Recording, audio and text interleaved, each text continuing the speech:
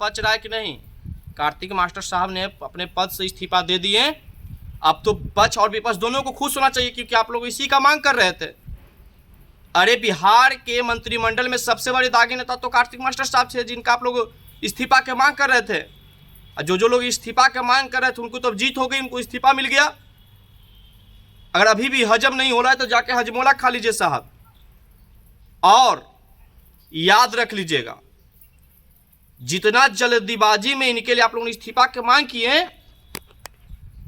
उतना ही जल्दीबाजी में मेरा समाज आप लोग को सत्ता से उखाड़ फेंकने की तैयारी कर ली है। अब हम लोग ना किसी के सामने झुकेंगे और ना किसी के सामने स्वाभिमान बेच के राजनीति करेंगे। और यही इसी का उदाहरण है कि कार्तिक मास्टर साहब अपने स्वाभिमान से समझौता नहीं करते हुए समाज को इज्जत बचाने के लिए उन्हें अपने मंत्री पद से इस्तीफा दे दिया गया। कभी मंत्रालय बदल देना, ये सब खेल इनके साथ होता है। 80% मंत्री दागी हैं तो उनको क्यों नहीं मंत्रालय बदल दिया गया, उनको क्यों नहीं इस्तीफा हुआ? जो लोग पीठ पीछे साजिश करके कार्तिक मास्टर साहब को इस्तीफा दिलवाए हैं ना, उनको याद रख लीजिएगा, 2024 और 25 के चुनाव में आपको ठिकाना लगा देगा मेरा समाज, कहीं का नहीं छोड़ेगा। और हम लोग किसी के मर्जी से मंत्री नहीं बने, किसी के चाहत में हम लोग मंत्री नहीं बने हैं। अरे हमारी ये हैसियत और हमारी ये ताकत है वोट का, कि जिसको चाहेंगे वो सरकार में रहेगा और हम सरकार पे राज करते हैं। मेरा वोट है, मेरे वोट पे तुम राज करोगे, मेरा वोट राज तुम्हारा, ये अब नहीं चलने वाला है। नीतीश जी आप साफ तौर पे सुन लीजिएगा, जितना जल्दीबाजी में इनका आप इस्तीफा मंजूर कर लिए ना, उतना ही जल्दीबाजी में मेरा समाज आपको मुख्यमंत्री से हटाने की तैयारी कर चुका है। कार्तिक मास्टर साहब दागी थे, अब बिहार में 80% मंत्री दागी, उन पे आप लोग का बोली नहीं निकल रहा है पक्ष और विपक्ष वाला का।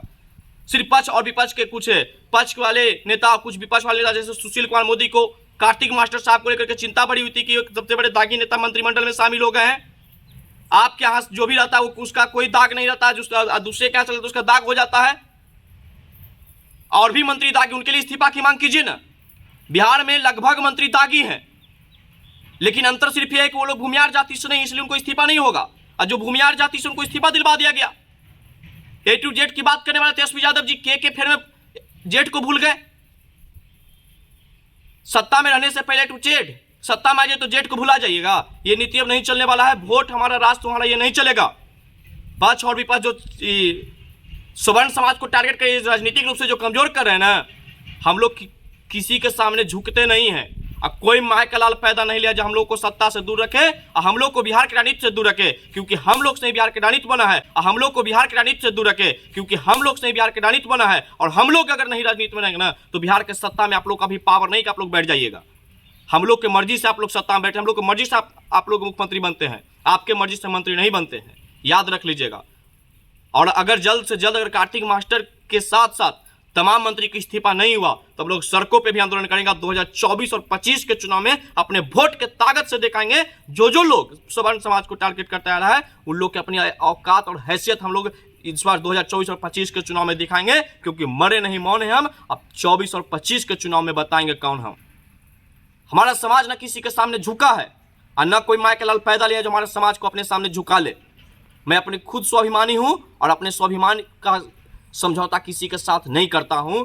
इसलिए मैं कार्तिक मास्टर साहब को बधाई देना चाहता हूं कि आपने इस्तीफा देना उचित समझा, लेकिन पद पे रह करके गुलामी खटना उचित नहीं समझा। तो इस प्रकार से हमारे समाज के लोगों को जागना होगा।